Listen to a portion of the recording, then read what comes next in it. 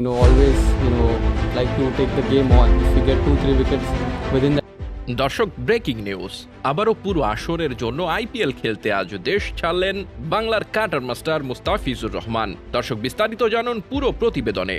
ফিজের পুরো আসর আইপিএল খেলা নিয়ে কত শত নানা নাটকীয়তা, যা তো দর্শক আর কোনো বলার অপেক্ষায় রাখে না। কারণ বিসিবি অকারণে দেশে ফিরিয়ে এনেছেন মুস্তাফিজকে, যেখানে অহেতুক সহ জিম্বাবুয়ের সঙ্গে সিরিজ খেলানোর জন্য ফিজকে নিয়ে বিসিবি একটু বেশি মাতামাতি করেছে, যেটা মোটেও ভালো লাগেনি ক্রিকেট ভক্তদের। তার কারণ দর্শক, ফিজকে প্রথম থেকেই পুরো আইপিএল আসরে চেয়েছে চেন্নাই সুপার কিংস।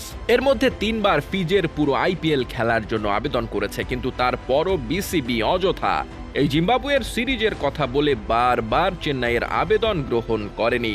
কিন্তু দর্শক, গল্প এখানেই শেষ নয়।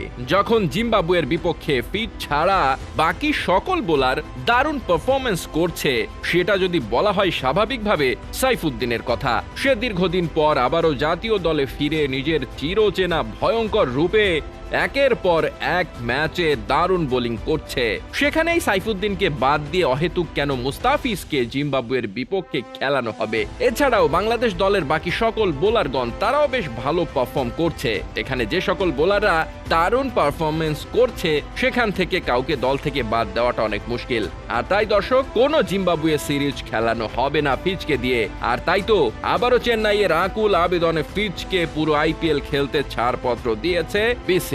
আর এই ছাড়পত্র পেয়ে আইপিএল খেলতে আজ বিমানে করে উড়াল দিল কাটার মাস্টার মুস্তাফিজুর রহমান। তো দর্শক, আবারও মুস্তাফিজ আইপিএল খেলতে যাওয়ায় আপনাদের কি মতামত অবশ্যই জানিয়ে দিন আমাদের ভিডিওর কমেন্ট বক্সে। ধন্যবাদ।